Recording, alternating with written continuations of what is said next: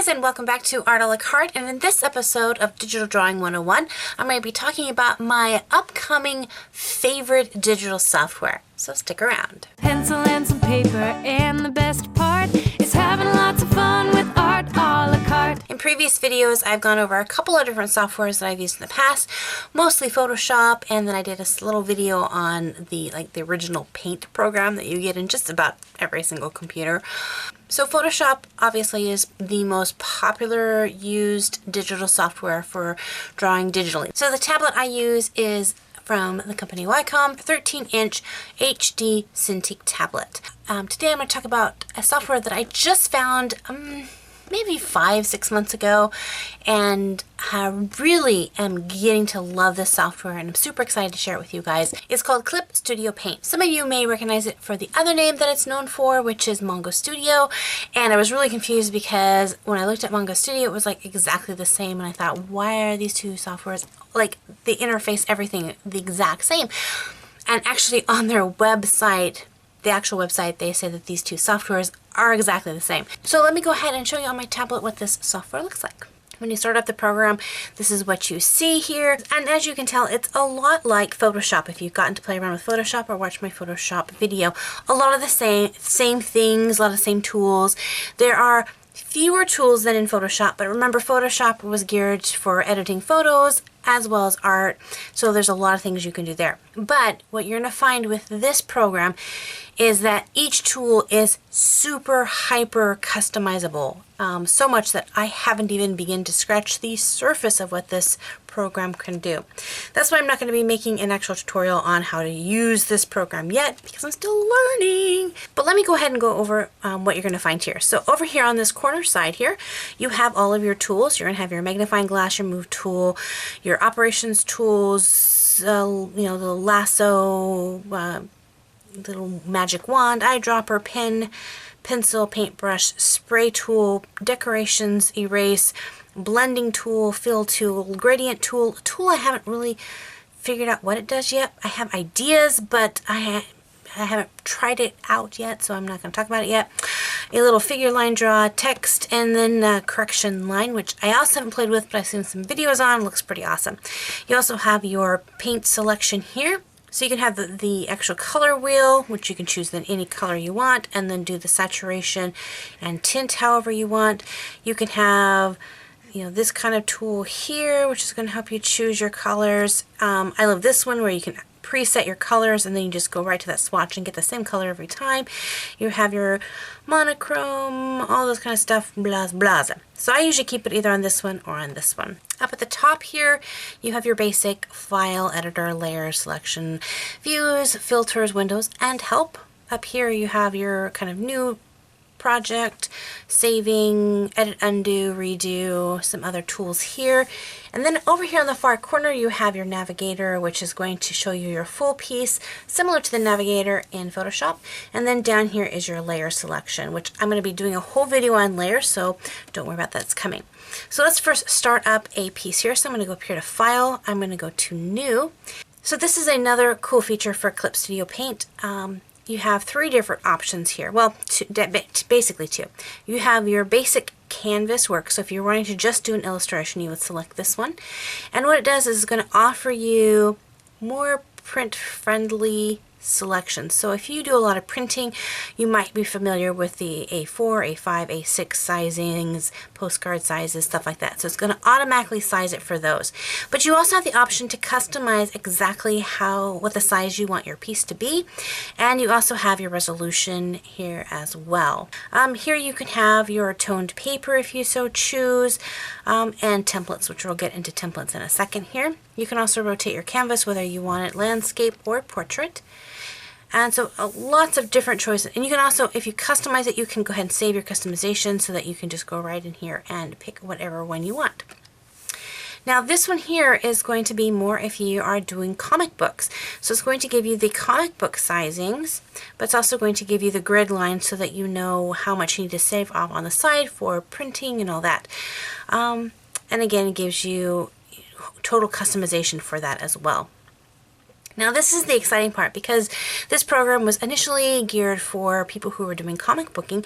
You can go to template here and they give you a wide variety of pre-made templates for comic books. So if you're doing comic books, you can find already like kind of those boxes and choose out, you know, what kind of boxing you want. You can also, of course, do your own, but this is just, they have it already pre-selected so that you can choose what you want your comic book page to look like.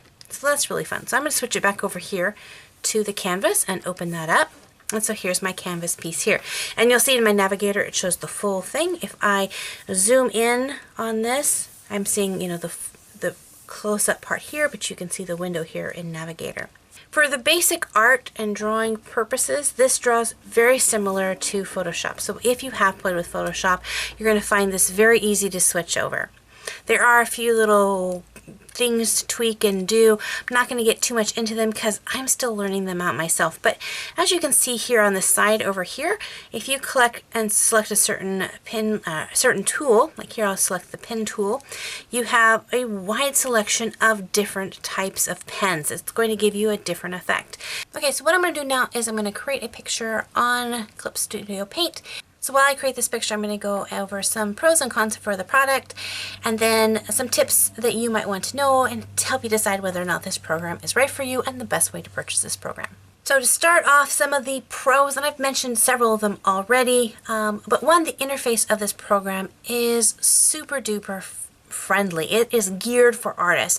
So they've taken all the stuff that we like about Photoshop for art and just compiled it in here, and then curtailed all the tools to really react and act like traditional tools. And I really, really like that. I like that the paintbrushes actually look like paintbrushes, and they work like paintbrushes, and they interact with each other. And I find that really, really fun and fascinating. And I found that there's so much variety in the tools that there's always a different and new look. So again, that's another reason why I'm not doing a specific tutorial on this program itself, because I just have not researched it enough to do an actual tutorial series on this. Every time I work on this program, I'm learning something new.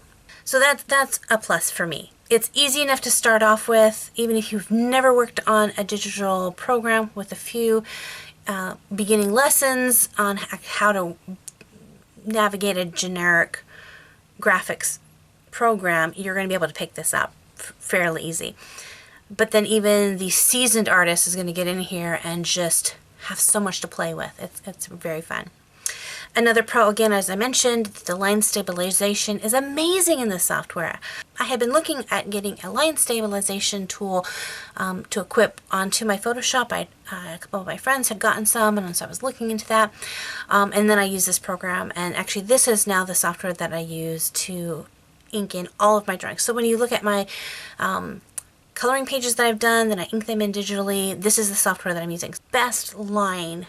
It's crisp, it's clean, it's smooth, it's amazing. Also, the price is unbelievable considering everything that it does. And I'll be talking about the price in just a little bit, but it's super duper affordable, especially when you consider how expensive Photoshop is. For those who work with a tablet, whether it's a Wacom tablet, a Bamboo, or a Cintiq, this works with this. The pressure sensitivity is off the chart with this. Like, I can't believe how amazing it works with my pen tablet.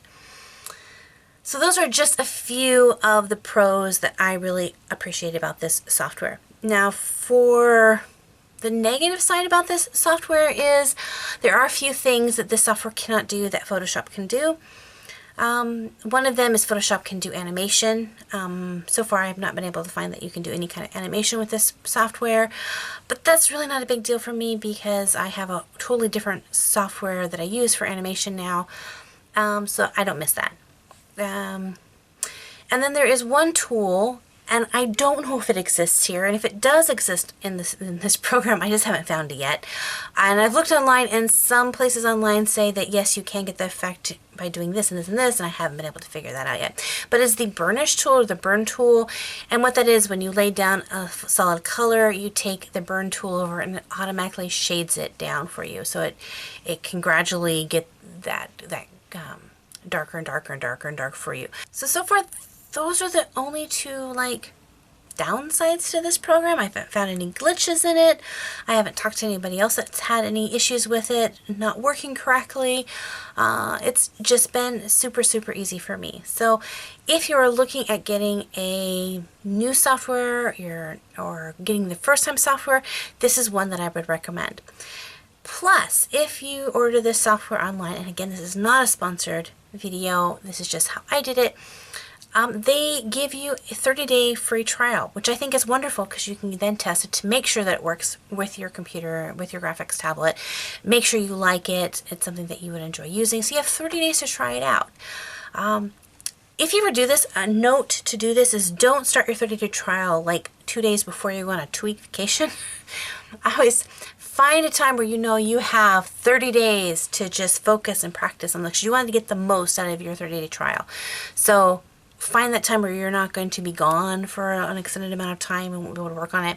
Find that date that starts that 30 days you're going to be staying at home or something, and then get the 30-day trial and try it out. Now, the best thing about this software is the price. Photoshop, hundreds of dollars to get Photoshop. It's crazy, and that's kind of why I think they've switched over to the cloud, because they can make it a little bit more affordable.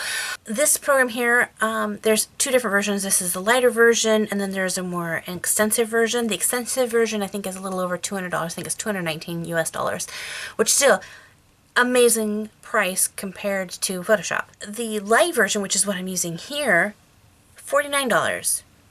$49, and you get the software. Now, I did not pay $49. If you watch this software, just bookmark the page where you get the software, and you just go on Google and just type in Clip Studio Paint Pro, and you'll find it. Just bookmark it and watch it, because about once or twice a year it'll go on super sale. I got mine for $15 for this whole entire software packet. So yeah.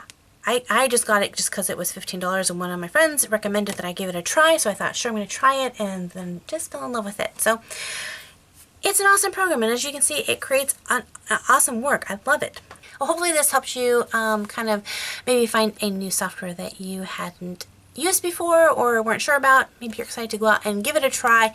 Again, not a sponsored video, so I'm not being paid to try to promote this program.